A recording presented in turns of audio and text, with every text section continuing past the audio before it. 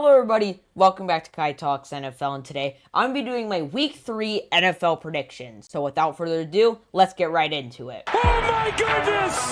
Daylight hurdles to the end zone! That may be the greatest catch I've ever seen. It is. Oh, he caught it off the ricochet. Penalty. Is he in?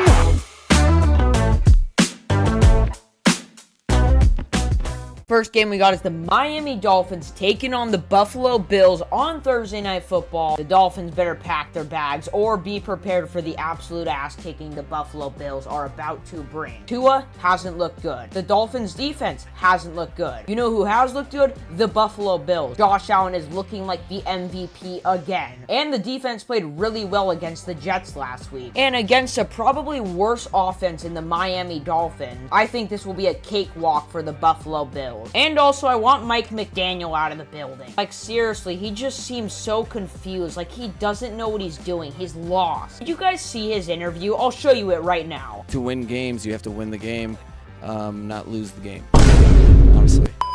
And the players holding a player-only meeting, you know that's a bad sign, and they just want the man out of there. Put the Dolphins to bed and get Mike McDaniel fired. Give me Josh Allen and the Buffalo Bills advancing to 3-0. Next game we got is the Bengals versus Vikings, the battle of the backup quarterbacks. Give me the Vikings, 21-17. I don't think Jake Browning's good, not at all. He didn't even play the full game, and he threw 3 interceptions. He won the game, that's right, but Trevor Lawrence just didn't close it out, and I think that's what got the Bengals the win. And I think especially against the stacked Vikings defense that has played really well the past 2 weeks, I don't see them performing. I do see Jamar Chase and T. Higgins doing pretty well because those are going to be Jake Browning's #1 guys. But outside of that, I do not see them beating this Vikings team. Therefore, the Vikings, with their stacked defense and their stacked offense, will get the win here, 21-17. Next, we got the Texans versus Jaguars. Give me the Texans, 28-21. You know, with Trevor Lawrence and Liam Cohen's tension